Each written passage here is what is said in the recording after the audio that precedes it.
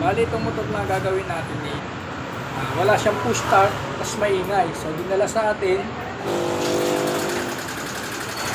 Kung maririnig nyo, yung ingay ng motor, maingay. So, check upin natin kung saan nagagaling yung ingay. Saka hindi siya nag-start sa push start. So, basic lang muna gagawin natin.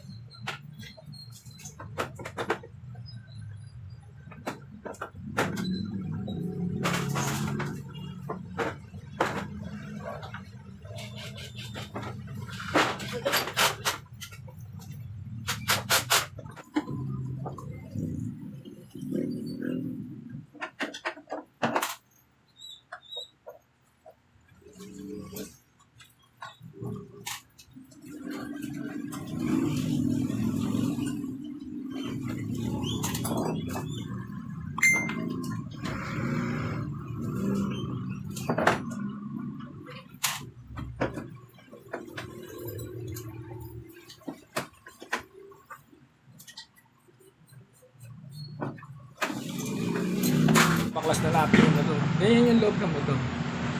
Medyo malumi.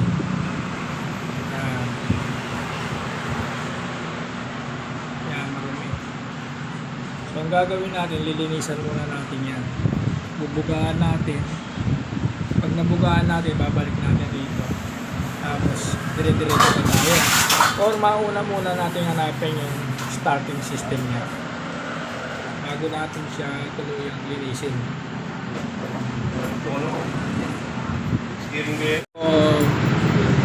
Una natin checkin mga sir, pagka starting system is battery.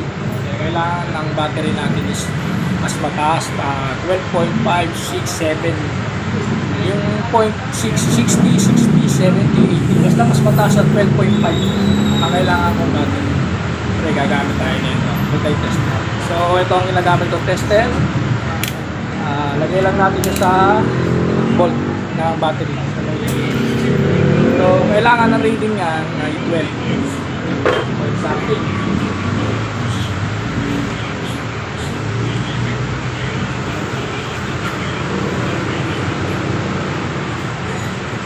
So, ang reading niya is 1338. So, 1338. Pag ilang ko, bubusina naman siya. Malakas. Kaya lang wala siya talagang starter. Sa taillight, umaandar, gumagana. So, okay na ako doon. Tapos, pag pinapadyakan mo siya, umaandar, meaning, boring yung side stand. Kasi pag binaba ko, namamatay din. So, ang hanapin natin ngayon is itong kanyang relay.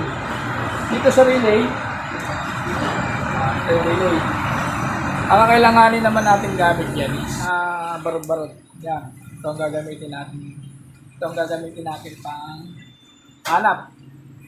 So, ito ilalagay natin sa negative. Kita ba? Yan. Ito yung positive, ito yung negative. Siyempre, pag negative, hahanapin natin yung positive supply. Yung positive supply. Yan, may ilaw. So, ito, may ilaw yung pula niya dito. Red, dalawa yan red eh. Iilaw yung isa dyan. Yan, ilaw. Ibig sabihin, yung pangalawa, dapat pag pinipindot dyan, ilaw. So, wala siya. Ito naman, trigger. Tapos itong isa sa brake. Yan, itong isa brake. Yan. Ito, trigger. Pag kung pinipindot ka, ito yun, ang kulay nito is light blue. So, kailangan natin technically switch. So, may nakakuha tayong ganito. Dahil ang gagawin natin, i-rekta natin siya. So, naka-on yung motor, naka-on yung susi. Tignan mo kung may power.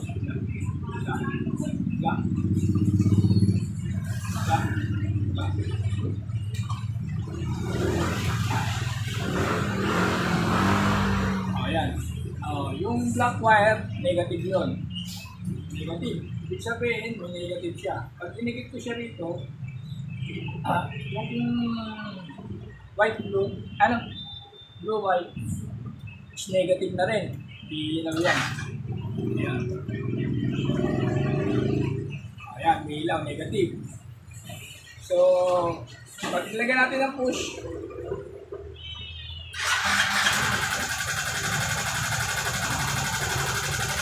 so ang problema ng motor na sir, switch, hand switch.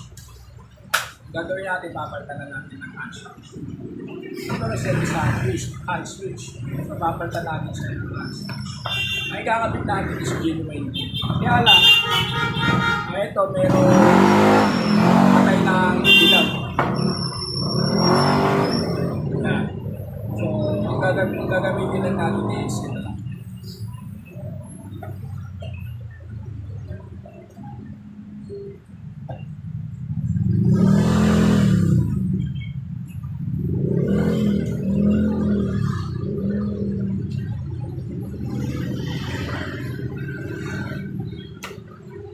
So, nakabit natin, testing ulit natin.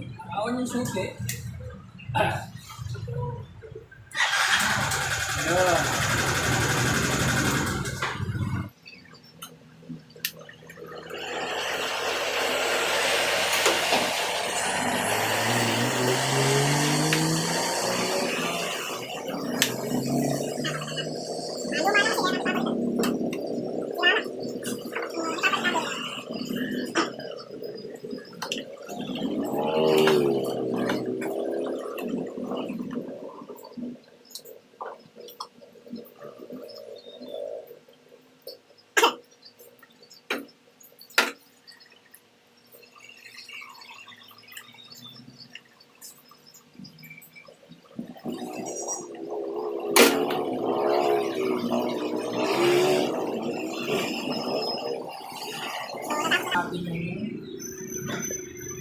Natapos na natin yung starting system. So, check natin battery, relay. Mas mabilis kasi pag titika battery, relay na switch.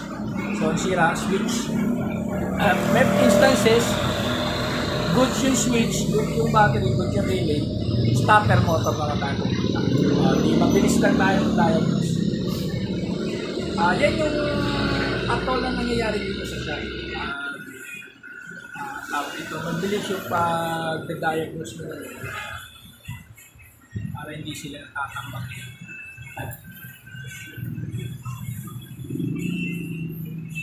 Ang tawag sa ginawa natin, troubleshooting ng starting system. Medyo nabubulog-bulog. Starting system. Troubleshooting na. Actual po yan na nangyayari sa shop. Tapos, titikin ko naman yan yung maingay na ba. Maruming motor ni sir. Ang gagawin muna natin dyan mga sir, lilinisan muna natin. Tapos tsaka natin i-diagnose. Bali, ang motor na yan is maingay. Biosol 125 Fi. Yan ang tunog niya. Maingay.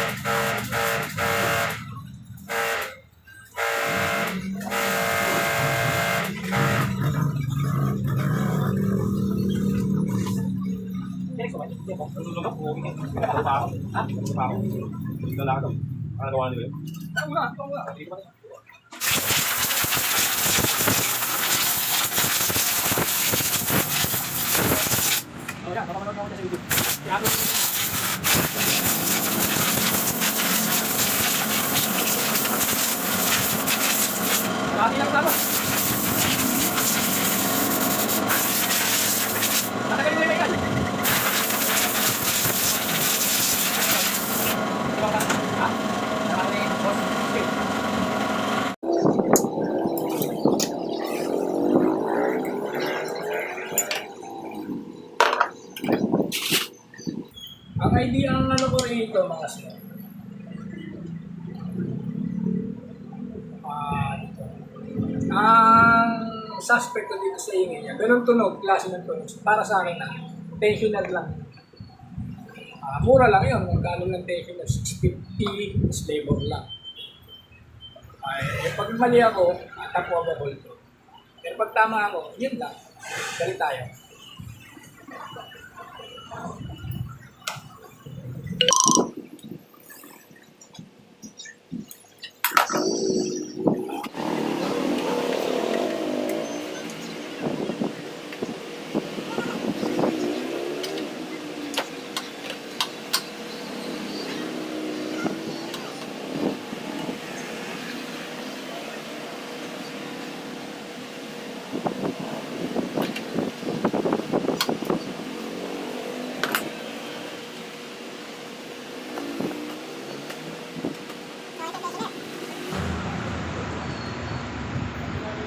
Tunog ng motor niya, tunog tensioner. So, tensioner ko. Sabihin, tensioner niya, goods pa. Mali ako. Gastos ko. Gagawin natin, aangatin natin yung ulo kasi maingay. Lalo sa suspect natin parts. Hindi pa rin tayo magbubukas. Hindi tayo magtatampogan. Agad-agad. So, pangalawang checking natin kasi yan. Pagkakahawig ang tulog yan. Tensioner na maluwag, rocker arm na maluwag, nakapiston na sila yung magkakapatid. So, checkin muna natin yung valve clearance ng motor. So, ito yung valve clearance.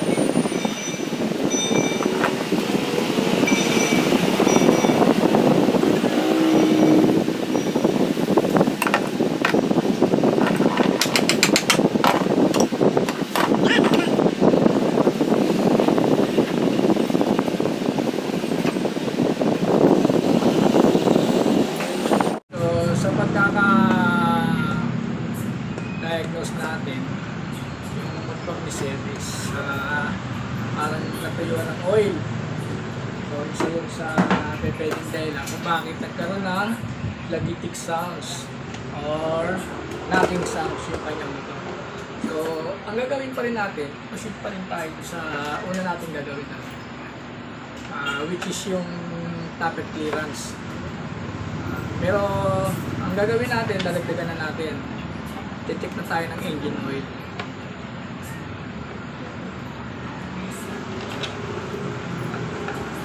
Hindi talaga kakayanin. Itatap overall natin.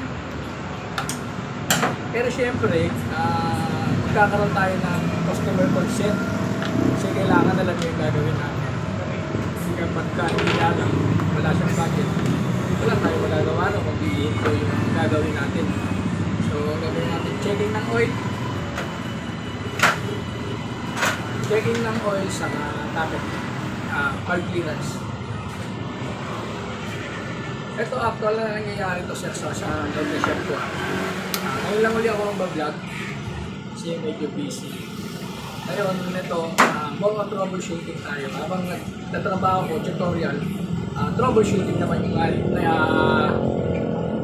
natututunan nyo sa akin. Pag kami gagawin tayong motor top overall, di step by step pa rin.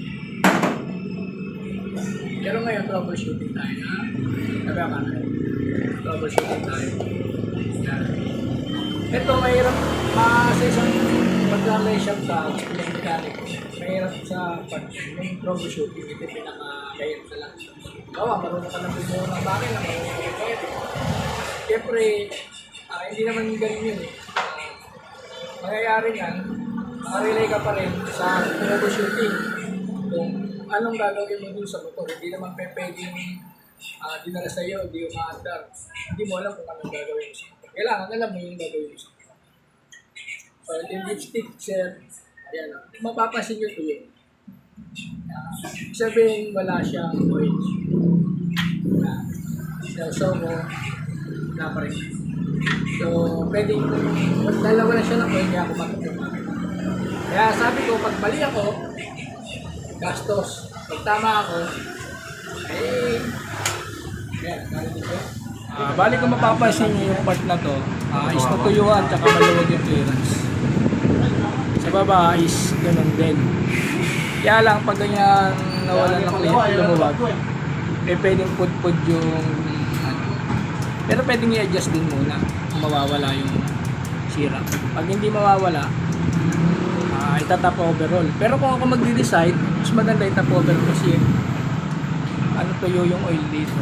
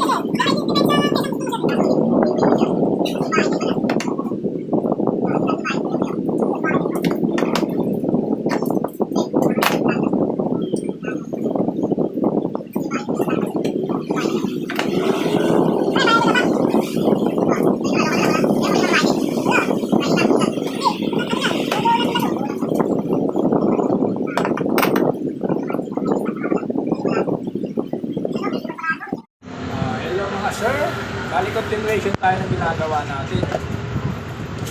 So ang ginawa natin mga sir, dahil sobrang dumi talaga ng motor yung ginagawa natin. Natuyuan siya ng oil. So nagkakaroon ng problema dito sa cylinder head. So adjust natin, kaya lang napansin ko may kalog talaga yung bearing. Nag-decide ako, sinabi ko sa customer na hindi pwedeng i-adjust na lang. Cut-up overall natin. Magpalit tayo ng rocker arm. Kasi nga, ito nagkaalam na papakinggan natin, same siya ng rocker arm na maluwag. Yung sa valve clearance, tensioner, piston. So, doon sa piston niya, mamaya papakita ko sa inyo yung tura. Dahil natuyuan siya ng oil eh. Kung gaano ka itim to, saka ito, ganun din kaitim yung kanyang piston. Ngayon yung piston,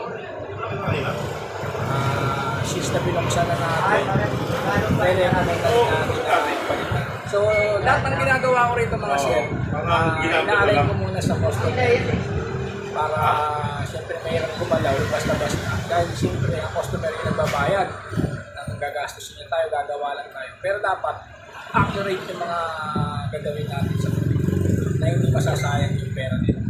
Makita ko sa inyo yung piston mga sir. Papansin nyo sir, napakaitim talaga ng motor ni sir yan. Napakaitim talaga. So, re-recommend natin ang palitan. Maaari nga dapat i-overhaul yan. Yung mga ganyang klaseng sunog sa motor, dapat yan, nire-refresh. I-engine refresh mo na yan. Kasi may mga, ano na yan, may mga magbara na yung mga oil passage niya. Ito yung mangyayari sir sa inyo kapag hindi kayo nagpapalit ng oil, hindi kayo nakakapagpalit. So, dapat namomonitor nyo yung oil. Kung makikita nyo rin dito, nagkape muna ako kasi hapon na. Kung makikita nyo rito mga sir, tingnan nyo, hindi siya inaakitan ng oil. Makikita nyo yan. Ngayon kakalas-kalasin na muna natin yun. Tapos pakikita natin sa may-ari. Yan. Yan. Nagawa ko, itong na-upload natin. Ano to? Tutorial din to mga shop. Kaya lang, troubleshooting in actual to. Nangyayari sa loob ng shop to. Ang gagawin lang natin, accurate yung tamang ka-analyze natin sa problema ng motor para may repair natin yung tamang pesa at yung pera ng customer ay hindi natin masayang. So, babaklasin ko tapos i-update ko rin kayo, pero abang binabaklas ko ito makikita ko din natin baklasin. Ito muna tatanggalin natin.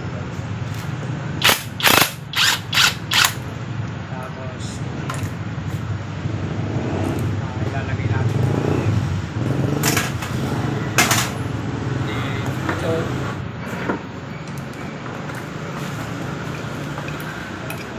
inspection. May galot na ito.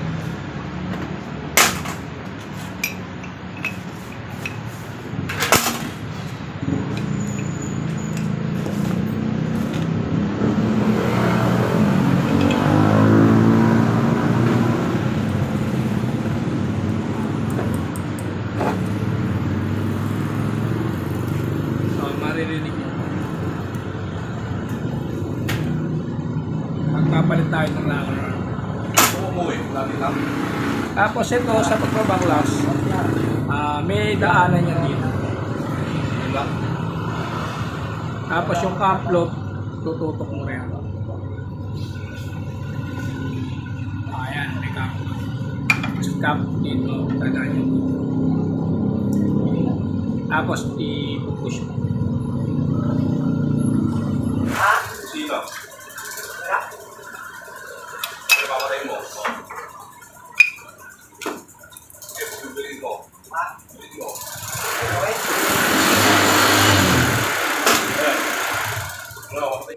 Magpapalit tayo ng balbula. Kasi kaya lumaki yung clearance, naupod na to. Naupod na yung valve. Saka rito, naupod na rin yung valve.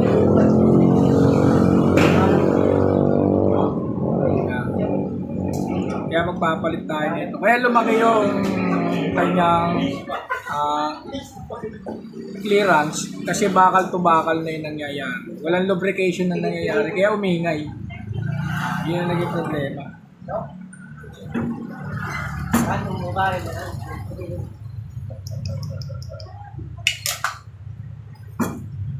Tapos dito naman inaabot siya rin. Pero pwede pa naman gamitin. Ay, kaya tao mo. Bali, ang nangyari mga sir, yung dalawang valvula niya, yung valve na tinatawag natin, intake tsaka exhaust valve, kaya lumaki yung clearance niya dahil wala nang lubrication na nangyari. Kapag walang lubrication na nangyari sa motor, metal to metal ang tama, mabilis mapudpud yung dulo na ito.